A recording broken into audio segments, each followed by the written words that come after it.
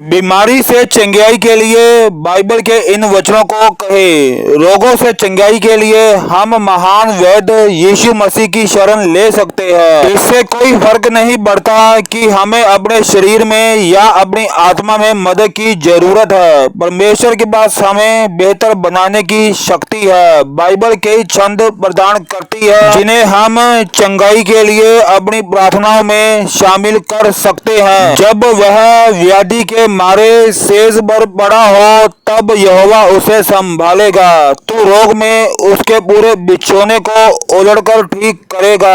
भजन संहिता 41 अध्याय और उसका 3 वचन। वह खेदित मन वालों को चंगा करता है और उनके शोक पर मरहम पट्टी बांधता है। भजन संहिता 147 अध्याय और उसका 3 वचन। हे मेरे मन, यहोवा को धन्य कह और उसके किसी उपकार को ना भूलना। वही तो तेरे सब अधर्म को क्षमा करता और तेरे सब रोगों को चंगा करता है। भजन संहिता 103 अध्याय और उसका 2 और 3 वचन। विश्वास की प्रार्थना के द्वारा रोगी बच जाएगा और प्रभु उसको उठाकर खड़ा करेगा, और यदि उसने पाप भी किए हो तो उनकी भी क्षमा हो जाएगी। याकूब 5 अध्याय और उसका 15 वचन। हे प्रिय, मेरी यह प्रार्थना है कि जैसे तू आत्मिक उन्नति कर रहा है वैसे ही तू सब बातों में उन्नति करे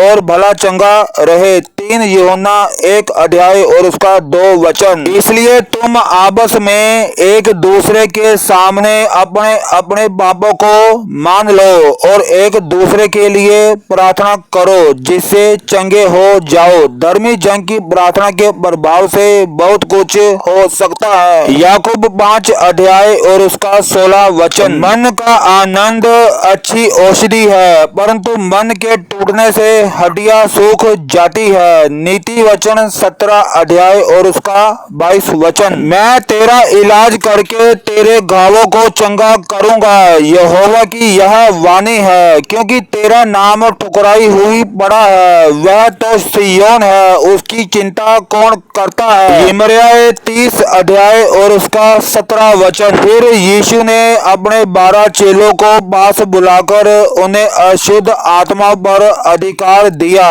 कि उन्हें निकाले और सब प्रकार की बीमारियों और सब प्रकार की दुर्बलता को दूर करे। मत्ती 10 अध्याय और उसका 1 वचन। यदि तुम में कोई रोगी हो तो कलीसिया के प्राचीनों को बुलाए और वे प्रभु के नाम से उस पर तेल मलकर उसके लिए प्रार्थना करे, और विश्वास की प्रार्थना के द्वारा रोगी बच जाएगा और प्रभु उसको उठाकर खड़ा करेगा, और यदि उसने पाप भी किए हो तो उनकी भी क्षमा हो जाएगी। याकूब 5 अध्याय और उसका 14 और 15 वचन। जो अपने माता पिता को कोसता उसका दिया बुझ जाता और घोर अंधकार हो जाता है। जो भाग पहले उतावली से मिलता है अंत में उस पर आशीष नहीं होती। मत कह कि मैं बुराई का पलटा लूंगा, वरन यहोवा की बाट जोहता रहे, वह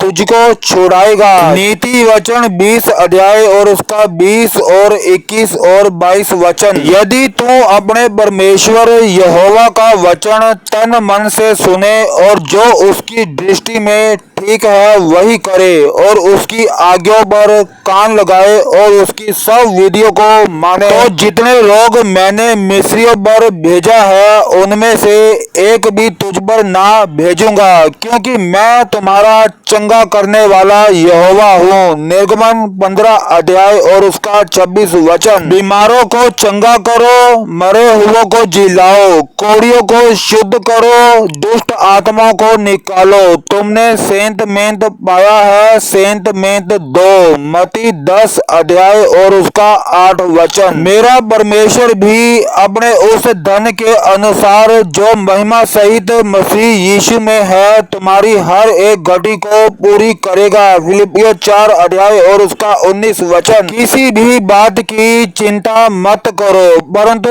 हर एक बात में तुम्हारे निवेदन, प्रार्थना और विनती के द्वारा धन्यवाद के साथ साथ परमेश्वर के सम्मुख उपस्थित किए जाए। तब परमेश्वर की शांति जो समझ से बिल्कुल परे है तुम्हारे हृदय और तुम्हारे विचारों को मसीह यीशु में सुरक्षित रखेगी। फिलिपियों 4 अध्याय और उसका 6 वचन। और चंगा करने के लिए तू अपना हाथ बढ़ा कि चिन्ह और अद्भुत काम तेरे पवित्र सेवक यीशु के नाम से किए जाए। प्रेरितों के काम 4 अध्याय और उसका 30 वचन। तू अपनी समझ का सहारा ना लेना वरन संपूर्ण मन से यहोवा पर भरोसा रखना, उसी को स्मरण करके सब काम करना। अब वह तेरे लिए सीधा मार्ग निकालेगा। अपनी दृष्टि में बुद्धिमान ना होना, यहोवा का भय मानना और बुराई से अलग रहना। ऐसा करने से तेरा शरीर भला चंगा और तेरी हड्डियां पुष्ट रहेगी। नीति वचन 3 अध्याय और उसका 5, 6, 7 और 8 वचन। वह अपने वचन के द्वारा उनको चंगा करता और जिस गड्ढे में वे पड़े हैं उससे निकालता है। भजन संहिता 107 अध्याय और उसका 20 वचन। विश्वास बिना उसे प्रसन्न करना अनहोना है, क्योंकि परमेश्वर के पास आने वाले को विश्वास करना चाहिए कि वह है और अपने खोजने वालों को प्रतिफल देता है। इब्रानियों 11 अध्याय और उसका 6 वचन। प्रभु का आत्मा मुझ पर है, इसलिए कि उसने कंगालों को सुसमाचार सुनाने के लिए मेरा अभिषेक किया है और मुझे इसलिए भेजा है कि बंधुओं को छुटकारे का और अंधों को दृष्टि पाने का सुसमाचार प्रचार करूं और कुचले हुओं को छुड़ाऊं। लूका 4 अध्याय और उसका 18 वचन। हे यहोवा मुझे चंगा कर, तब मैं चंगा हो जाऊंगा। मुझे बचा, तब मैं बच जाऊंगा, क्योंकि मैं तेरी ही स्तुति करता हूँ। यिर्मयाह 17 अध्याय और उसका 14 वचन। मत डर, क्योंकि मैं तेरे संग हूँ। इधर उधर मत ताक, क्योंकि मैं तेरा परमेश्वर हूँ। मैं तुझे दृढ़ करूंगा और तेरी सहायता करूंगा। अपने धर्म में दाहिने हाथ से मैं तुझे संभाले रहूंगा। यशायाह 41 अध्याय और उसका 10 वचन। यीशु आप ही हमारे पापों को अपनी देह पर लिए हुए क्रूस पर चढ़ गया, जिससे हम पापों के लिए मर करके धार्मिकता के लिए जीवन बिताए। उसी के मार खाने से तुम चंगे हुए। 1 पतरस 2 अध्याय और उसका 24 वचन। परंतु वह मतलब यीशु हमारे ही अपराधों के कारण घायल किया गया, वह हमारे अधर्म के कामों के हेतु कुचला गया। हमारी ही शांति के लिए उस पर ताड़ना पड़ी कि उसके कोड़े खाने से हम चंगे हो जाए। यशायाह 53 अध्याय और उसका 5 वचन। मैं उसकी चाल देखता आया हूँ, तो भी अब उसको चंगा करूंगा। मैं उसे ले चलूंगा और विशेष करके उसके शोक करने वालों को शांति दूंगा। मैं मुंह के फल का सृजनहार हूँ। यहोवा ने कहा है, जो दूर और जो निकट है दोनों को पूरी शांति मिले और मैं उसको चंगा करूंगा। यशायाह 57 अध्याय और उसका 18 और 19 वचन। मैंने कहा, हे यहोवा मुझ पर अनुग्रह कर, मुझको चंगा कर,